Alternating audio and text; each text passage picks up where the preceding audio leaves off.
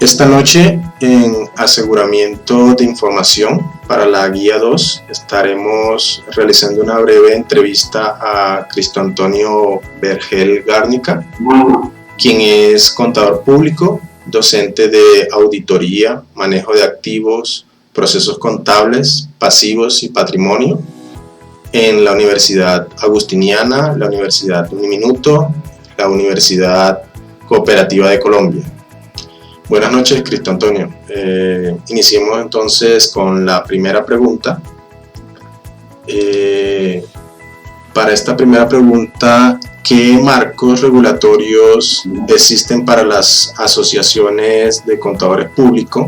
¿Qué actividades desempeñan y el número de tutoría que le rigen a esta?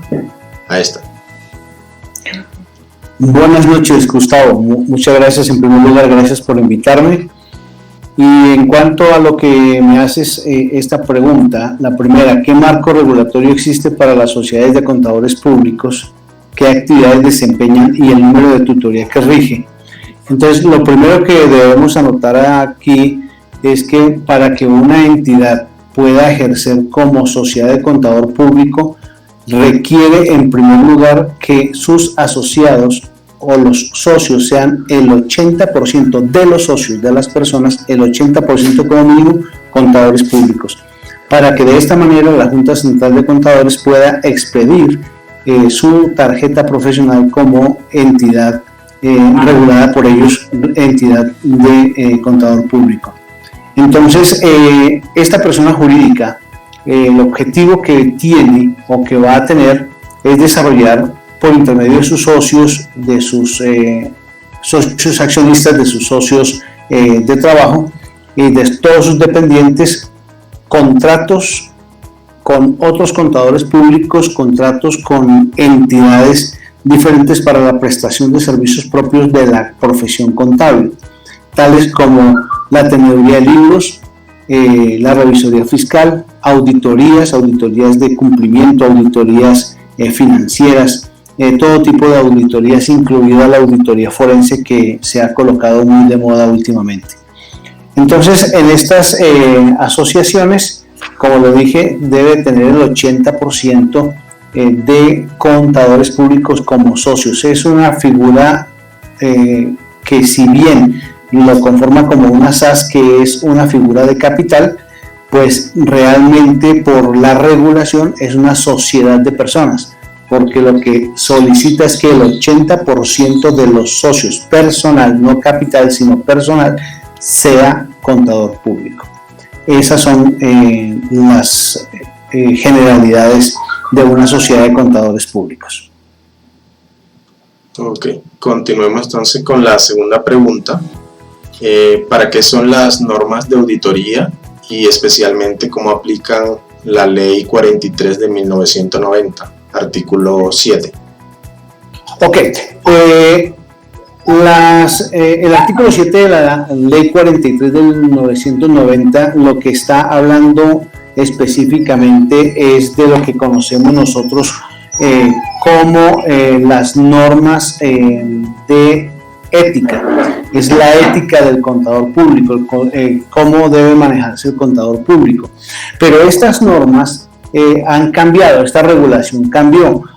Cuando entra en vigencia la ley 1314, esto cambia, porque la ley que solicita que las normas internacionales de información financiera sean el ente regulador, entre comillas digo, porque no es el ente regulador, sino son las normas que van a tomar la contabilidad en el país a partir del año 2009, que termina todo este proceso hasta el año 2015, que era el último plazo para que todas las entidades, todas las personas jurídicas hicieran la migración o hicieran la implementación de normas internacionales de información financiera, bien fuera plenas o para pymes o para microempresas.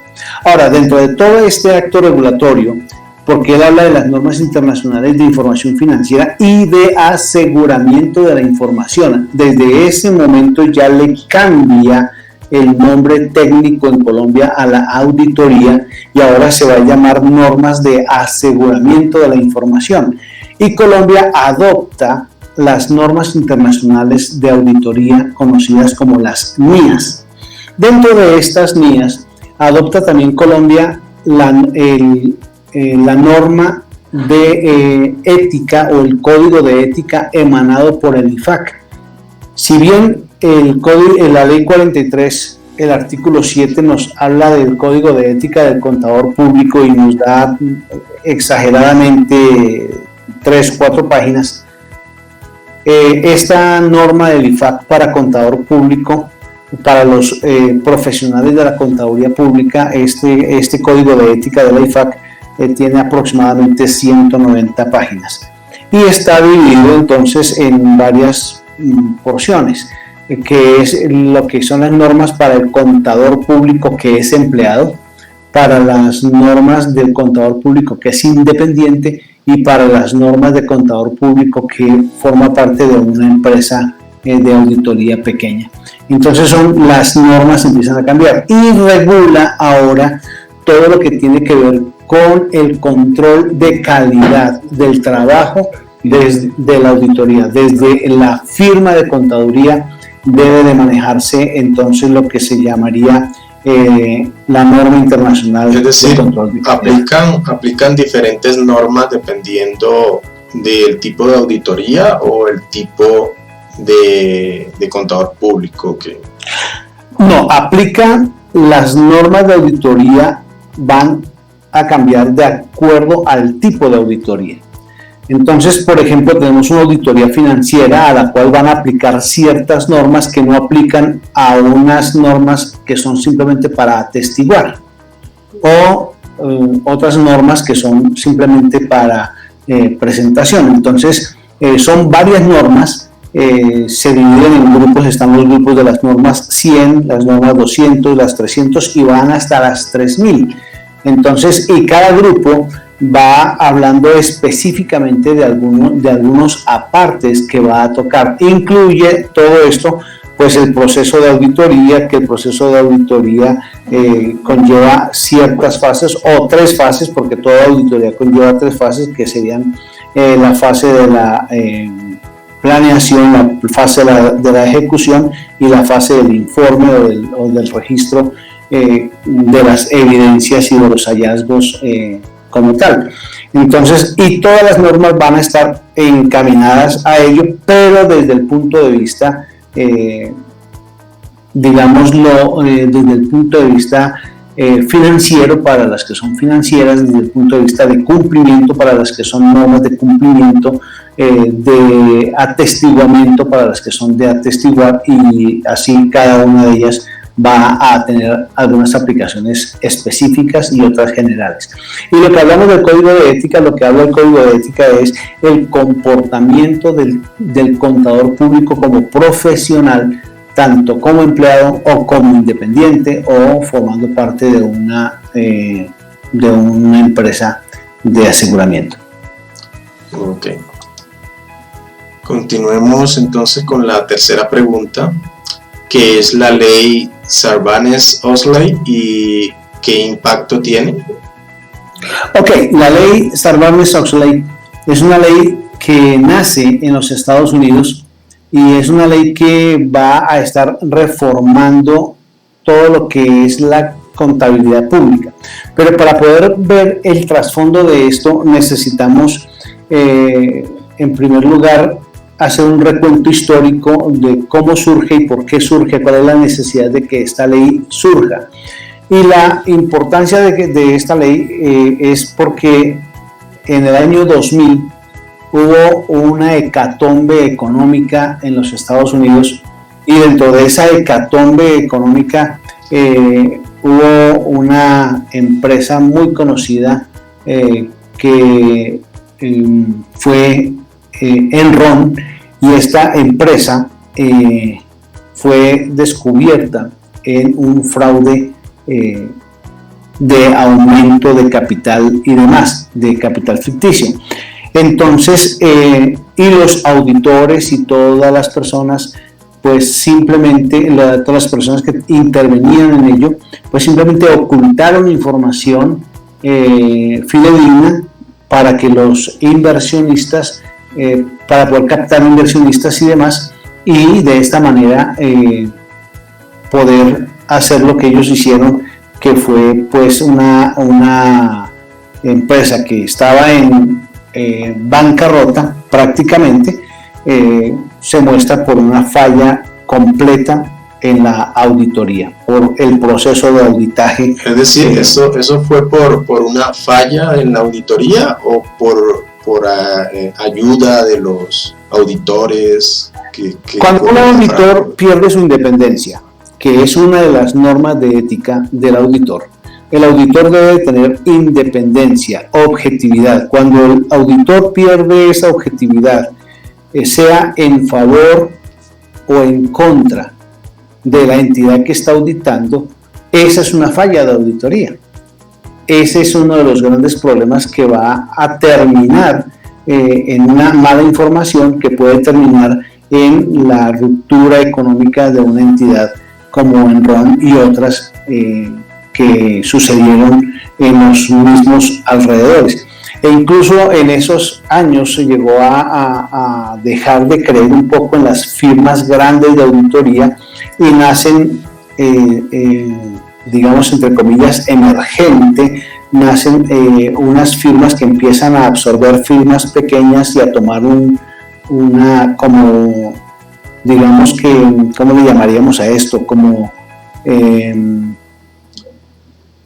toman firmas pequeñas y empiezan a expandirse a través de firmas pequeñas locales, ¿no? Porque pues no tanto como monopolio, sino más bien como franquicias de auditoría.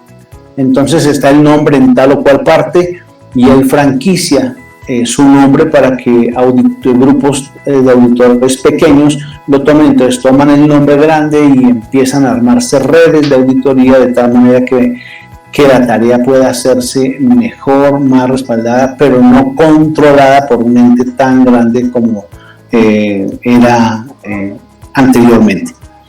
Entonces, ahora, ¿qué va a hacer esta ley? Esta ley va a empezar a regular todas las funciones financieras, contables, todos los comités de auditoría, el gobierno corporativo, agentes de valores, empieza a regular absolutamente todo y comienza a penalizar el crimen corporativo, lo que se denomina en auditoría como los delitos de cuello blanco.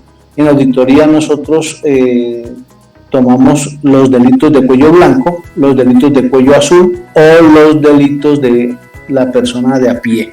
Entonces el delito de cuello blanco, que generalmente nosotros decimos, no, es que este es un delito de cuello blanco porque fue hecho por un político o por algo. No necesariamente es un político, puede ser una empresa particular, es una persona que ha calculado un solo golpe, pero lo ha calculado de tal manera que la renta que le va a producir puede pagar abogados, puede pagar litigar, todo lo que tiene que ver con ello, puede pasar todo el proceso y aun cuando termine de estar en su proceso de cárcel o de privación de libertad, si esto ameritó, cuando salga puede disfrutar de todo lo que él pudo haber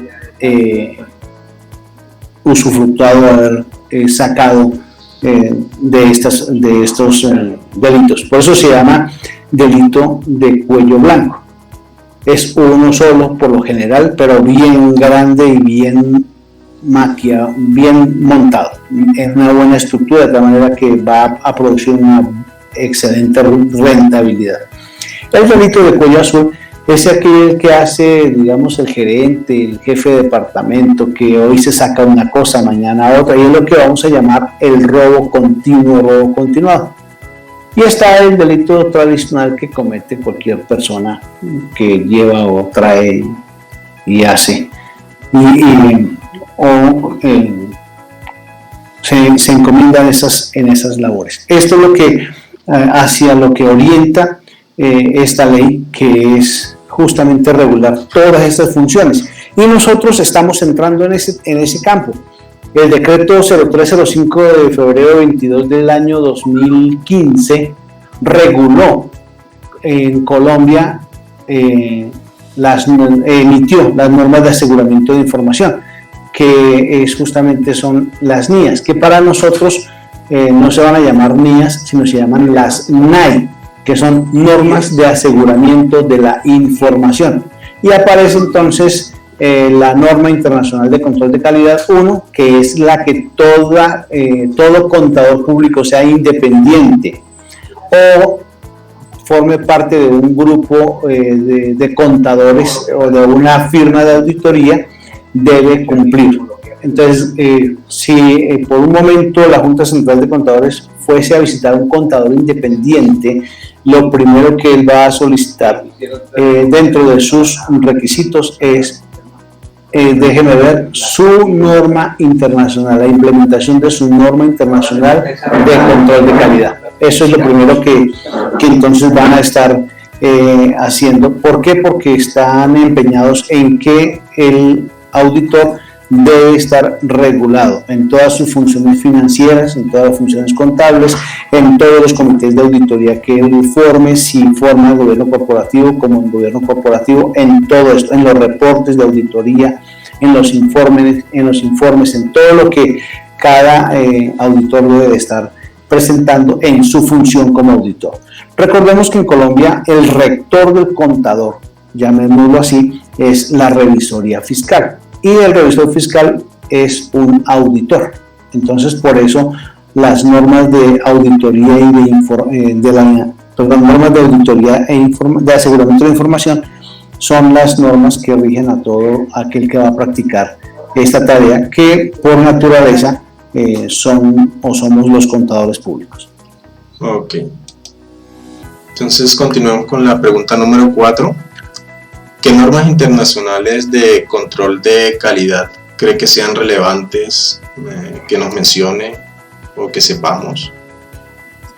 Ok, pues si hablamos de regulación o por regulación, en Colombia se estableció, como lo dije anteriormente, bajo el decreto 0305 del año 2015, se estableció que toda firma de contador público o los contadores públicos independientes deberán cumplir con las exigencias de la norma internacional de control de calidad emitida por el IFAC, norma 1, que se llamaría la NICC 1 por las siglas en español o por las siglas en inglés ISQC.